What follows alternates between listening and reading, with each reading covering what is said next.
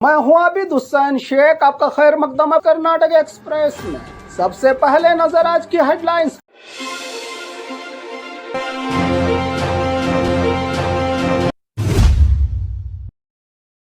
Israel Iran वार का असर आपके घर और आंगन तक। ज्योतिषी के चक्कर में आईटी ऑफिसर ने खोए 35 लाख रुपये।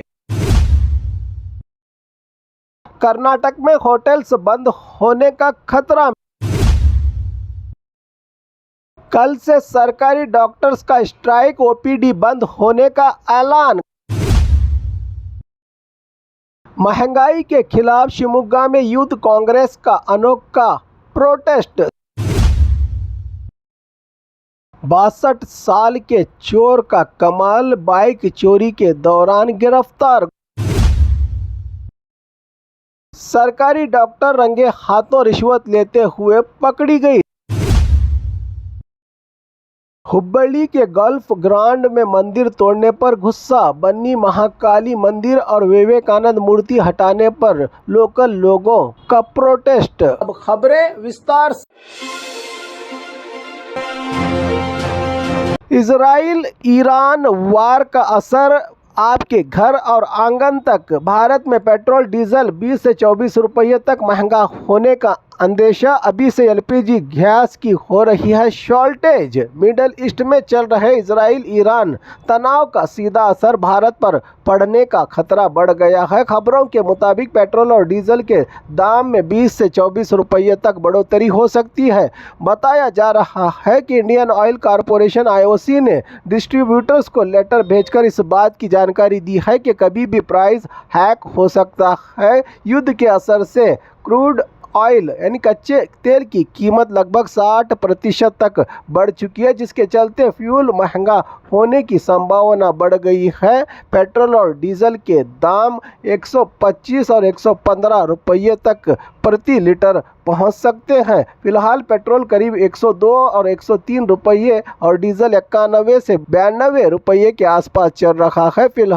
पहले ही एलपीजी गैस और कुकिंग ऑयल के दाम बढ़ने से आम जनता परेशान है और अब पेट्रोल और डीजल महंगा होने से महंगाई का बोझ और बढ़ने का अंदेशा। गैस सप्लाई में हो रही रुकावट का बड़ा असर होटल बिजनेस पर पड़ रहा है, जिससे अब बंद करने की कगार पर आ गए हैं होटल मालिक।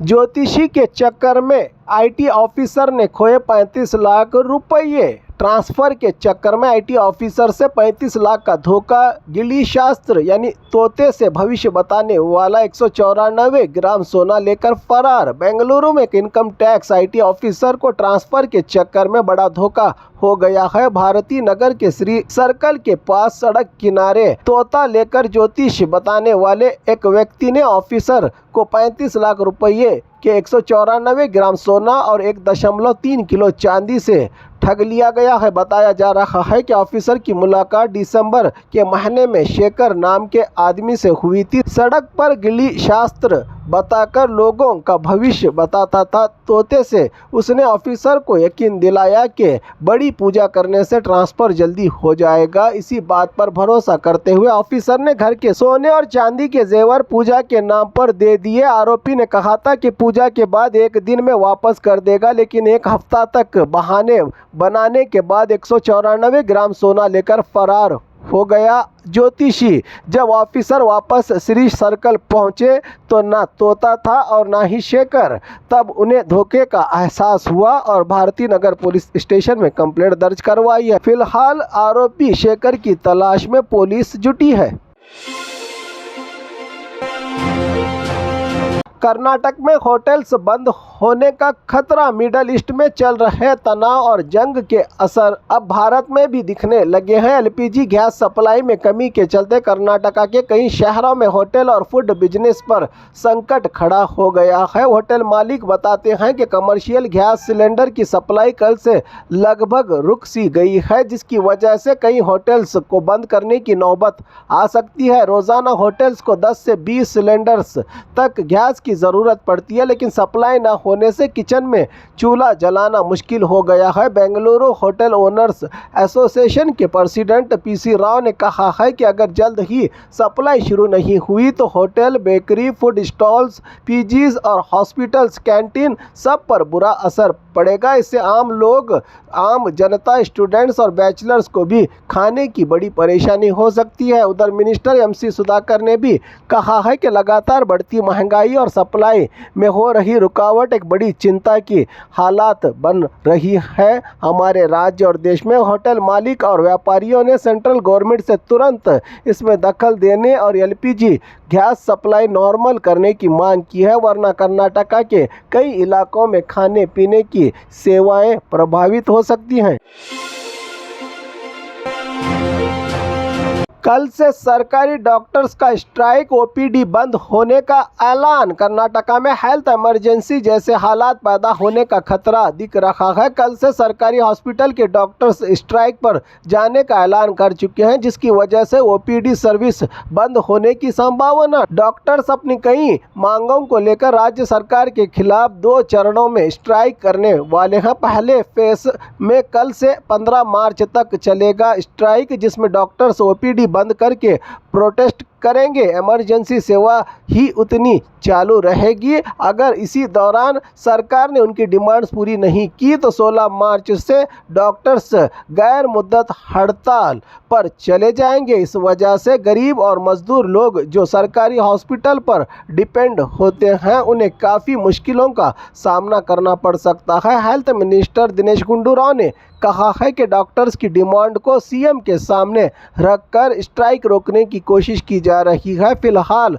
राज्य भर में सरकारी हेल्थ सर्विस पर असर पड़ने का अंदेशा बना हुआ है।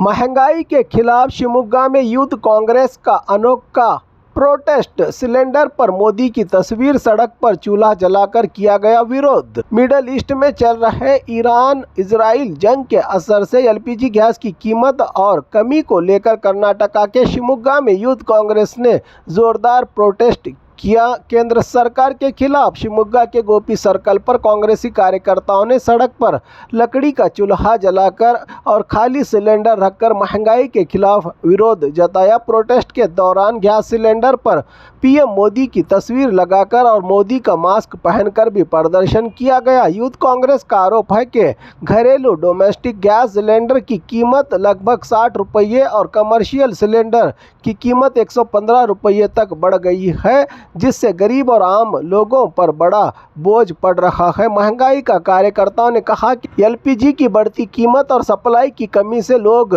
मजबूर होकर फिर से लकड़ी के चूल्हे पर खाना पकाने पर मजबूर हो जाएंगे, इसलिए केंद्र सरकार के खिलाफ ये अनोखा अंदाज से प्रोटेस्ट किया गया, कहा है प्रदर्शनकारियों ने। 62 साल के चोर का कमाल, बाइक चोरी के दौरान गिरफ्तार। गुलबर्गा में नकली की के इस्तेमाल से 9 बाइक चुराकर पुलिस के लिए सरदर्द बना चोर गिरफ्तार। कर्नाटका के गुलबर्गा में पुलिस ने एक हैरान कर देने वाला मामला पकड़ा है। 62 साल का निसार नामी व्यक्ति बाइक चोरी करते हुए गिरफ्तार हुआ है। बताया जा रहा है कि चोर पेशे से मैकेनिक है और पार्किंग में खड़ी बाइक्स को नकली की से खोलकर चोरी कर लेता था। उम्र 62 होने के बावजूद उसका बाइक चोरी का सिलसिला लगातार चल रहा था। शहर में बढ़ रही बाइक चोरी की घटनाओं के बाद पुलिस ने जाल बिछाया और आखिरकार उसे पकड़ लिया। पुलिस ने उसके पास से लगभग 5 लाख रुपयों के 9 चोरी किए बाइक्स रिकवर किए हैं। फिलहाल पुलिस इस मामले में और भी चोरी के केसेस की जांच कर रही है।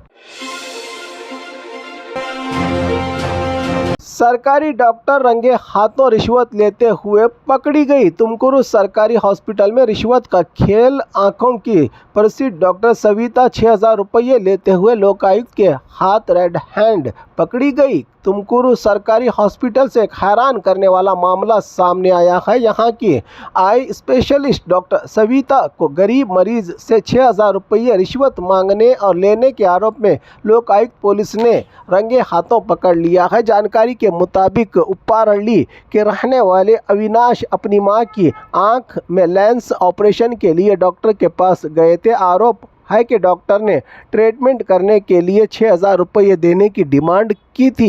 इसके बाद अविनाश ने लोकायुक्त पुलिस को कंप्लेंट दी। पुलिस ने प्लान बनाकर जाल बिछाया और जैसे ही डॉक्टर के करीब मनोज को 6,000 रुपये दिए गए, लोकायुक्त टीम ने रेड हैंड रेड करके डॉक्टर सविता और स्टाफ मनोज को पकड़ लिया। ये red Lokayukta DYSP P Manjunath की अगुवाई में की गई। फिलहाल पुलिस दोनों से पूछताछ कर रही है और मामले की जांच जारी है। इस घटना के बाद सरकारी हॉस्पिटल्स में रिश्वत और प्राइवेट प्रैक्टिस को लेकर भी सवाल उठने लगे हैं। हुब्बಳ್ಳಿ के गल्फ ग्रांड में मंदिर तोड़ने पर गुस्सा, बन्नी महाकाली मंदिर और विवेकानंद मूर्ति हटाने पर लोकल लोगों का प्रोटेस्ट। हुब्बಳ್ಳಿ गल्फ ग्रांड एरिया में मंदिर तोड़ने को लेकर लोकल लोगों और वाकर एसोसिएशन में ज़बरदस्त नाराज़गी देखने को मिली। लोगों का आरोप है कि बन्नी महाकाली मंदिर और स्वामी विवेकानंद की मूर्ति को रेलवे अथॉरिटीज़ ने हटा दिया है, जिसके बाद लोग सड़क पर उतर गए। प्रोटेस्ट के दौरान लोगों ने मुर्दाबाद के नारे लगाते हुए जिम्मेदार अधिकारियों पर कार्रवाई की मांग की। प्रदर्शनकारियों का कहना है कि यह मंदिर और मूर्ति 40 से 50 सालों से वहां मौजूद थे और लोग यहां पूजा और वॉकिंग के लिए आते थे।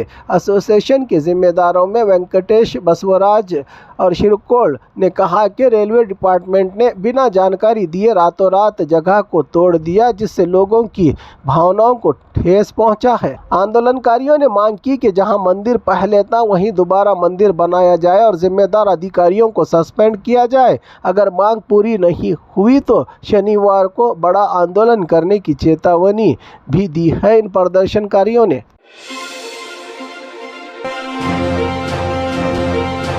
और खबरों के लिए देखते रहिए कर्नाटक एक्सप्रेस।